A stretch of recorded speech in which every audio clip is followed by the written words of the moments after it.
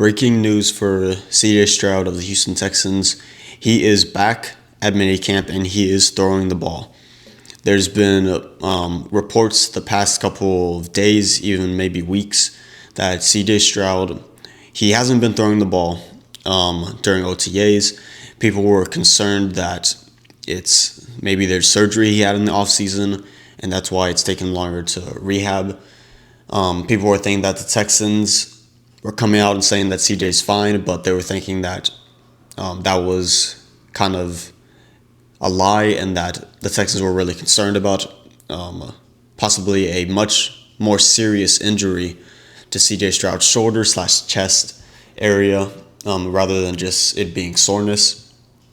But good news for the Texans and for CJ Stroud. He is back, he's at minicamp, and he is throwing the ball.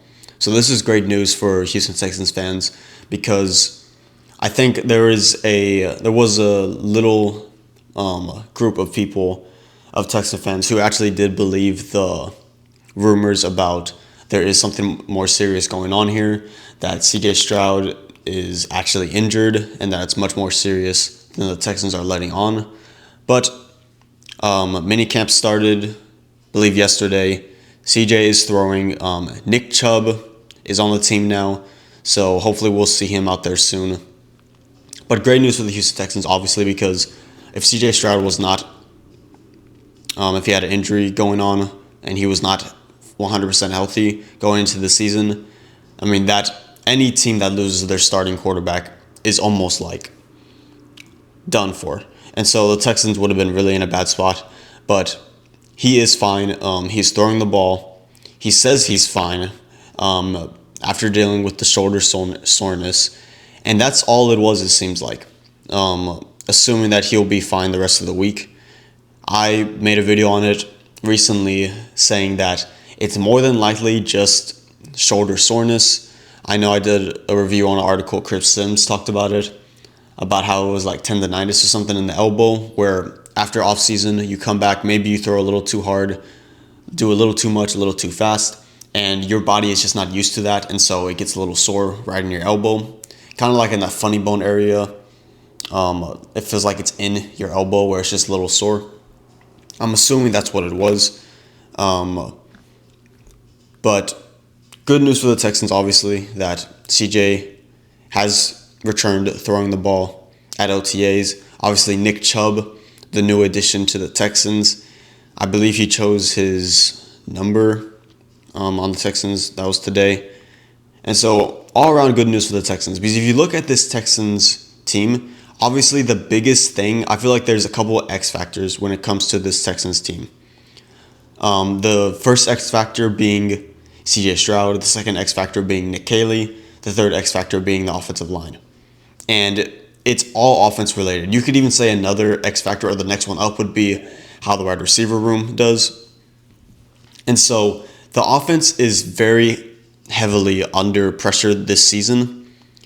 Mainly, I mean, obviously the defense, we hope, is going to be the same as it was last year, if not even better, with the addition of C.J. Gardner-Johnson, with guys like Derek Stingley, Kamari Lassiter, Jalen Petrie, Will Anderson, who are very young guys, that they're going to get better, work better as a team, as a cohesive group. And so this defense, it's stacked from front to bottom. On the line, you have Will Anderson, Darrell Taylor they added. They have still guys like Kurt Heinrich, Tim Settle, Sheldon Rankins. And so then you have linebackers like Azeez Al-Shaair, Christian Harris, Jamal Hill, Henry To'oTo'o. And then the secondary is stacked. C.J. Gardner-Johnson, MJ Stewart, Kalen Bullock, Jimmy Ward, Derek Stingley, Jalen Petrie, Kamari Lassiter, Jalen Smith, who's apparently doing really well as a rookie. This defense is stacked. DeMeco Ryans, his defensive groups usually do really well, and so we expect the same from them this year. Last year, the Texans defense was really, really solid, and most of the games, there's a couple of bad games, but most of the games, they were always consistent. They were either decent or really, really good, and they kept them in the Texans in a lot of games last year when the offense was really struggling. So it really comes down to this offense. And like I said, there's three X factors: CJ Stroud, Nick Caley, and this offensive line. And so CJ Stroud, the news of him throwing the ball again at minicamp is huge because he is one of the biggest reasons or one of the biggest X factors on this team next year. Because the offense last year was very lackluster and very inconsistent. And in CJ's rookie year, we saw flashes of the offense was really good at times. But in year two, I feel like teams kind of figured out CJ, kind of figured out Bobby Slowick, and as a result of that, Bobby Slowick is gone. We have Nick Caley.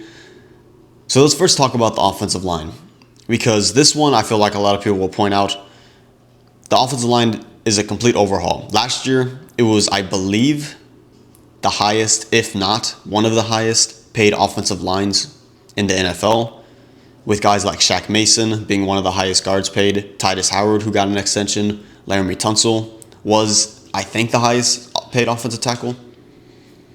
I mean, we were paying a lot for the offensive line, and it did not work out at all. One of the worst offensive lines last year, especially in the playoffs against the Chiefs in the divisional game. It really hurt the Texans when in the fourth quarter, CJ Stroud got sacked like 8 times total during the game. That cannot happen in any playoff game, especially a divisional playoff game. So Texans overhauled, and they didn't do it in a way that I think a lot of people thought they would, but they did add a lot of new pieces, got rid of a lot of guys. So it'll be interesting to see how this offensive line forms. There's a lot of guys on this team who can play multiple positions, like Jared Patterson, who can play, Juice Scruggs, who can play center/guard. You got guys like Titus Howard, who can play tackle, guard on both sides, because he's played, I feel like, all over the line except for center. You have guys like Blake Fisher, who can maybe project at inside at guard, but plays tackle mainly. Iriante Irsay, who will probably play tackle. There's a lot of guys who can play multiple positions, so it'll be interesting to see how the Texans fill out this offensive line. And hopefully the versatility and the competitiveness of this offensive line, because there's really no set-in-stone player who will start. I believe Titus Howard is the only one who will start somewhere, whether it's at left tackle, left guard, or right guard. I believe he will be one of the starters on this team, and he should be because he's getting paid quite a bit this year. So that's a big, huge thing. And again, I've said it in multiple videos. If Texans' offensive line can just be mediocre, if they can be bang average, that would be a huge win for the Texans. We'll take a bang average offensive line as opposed to what happened last year. So that's one of the X factors. I've talked about the receiver room, but I think they'll be fine. Nico Collins, John Mechie, Xavier Hutchinson, Jaden Higgins, Jalen Owell. I think we're fine there. Christian Kirk, forgot about him. So another X factor is Nick Caley. How will his offense translate? Will it be better than Bobby Slowick? This is his first year, I believe, as a coordinator. So that will be interesting. Coming from the Rams, he was the tight end, wide receiver coach, I believe. Let me know down below if I got that wrong. But so anytime you're a first-time play caller, it is going to be interesting to see how they adjust, how they work. But obviously, how his offense does is going to be huge. And it may not even be like his fault all entirely. Let's say the offense really struggles again next year, but it's the offensive line sucks, and CJ Stroud does not get back to form like he did in his rookie year.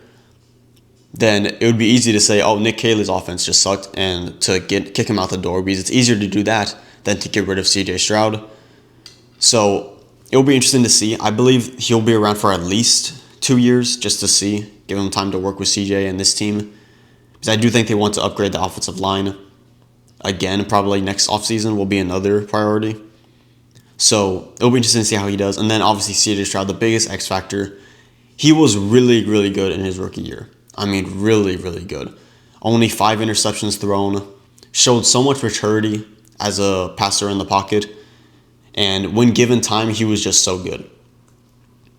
And when he made his mistakes, it was usually when he was under pressure.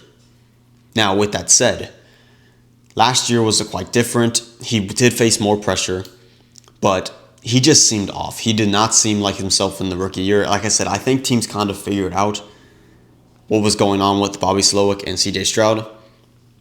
And as a result, the offense regressed a lot, and CJ Stroud regressed a lot. He threw way more interceptions than he did in his rookie year. I don't think he even has many touchdowns. It was not a good year for CJ Stroud. Yeah, I think he had like 12 interceptions last year. Yeah, 12 interceptions, 20 touchdowns, compared to 23 touchdowns and 5 interceptions in his rookie year. Again, he wasn't terrible considering the offensive line was absolute garbage, and he did lose two of his starting wide receivers in Tank Dell and Stephon Diggs. I know Tank Dell was more toward the end of the year, but we lost Stephon Diggs pretty early in the year. So this is the biggest X factor, I think, because even in CJ Stroud's rookie year, the offensive line was not great. So if CJ Stroud can get back to form, that will be the biggest change for this team. If CJ Stroud can get back to form, Nick Caley and the offensive line can just be decent, and the defense is as good as it was last year, I mean, this team is dangerous. And this team, the one I just mentioned, with a return to form CJ Stroud and a decent offensive line and a great defense, I believe that team would have beat the Chiefs in the divisional last year. Would they have won the Super Bowl? Probably not, because that Eagles team was stacked. But give it time and see how these Texans will do. But CJ Stroud is the biggest X factor for this team. It will be very interesting to see, does he play more like his rookie year next year, or does he play more like he did in his sophomore year? But great news that CJ Stroud is throwing again. And I did kind of want to go over the team's X factors just to point out how big and how important it was for CJ Stroud to be healthy, and how good it is to hear that he's throwing the ball at minicamp. Let me know down below what you think about CJ Stroud. Do you think he'll do better this year? Do you think he'll get back to form like he did in his rookie year? What do you think are some other X factors on this team? Let me know what you agree with, disagree with. Let me know down below.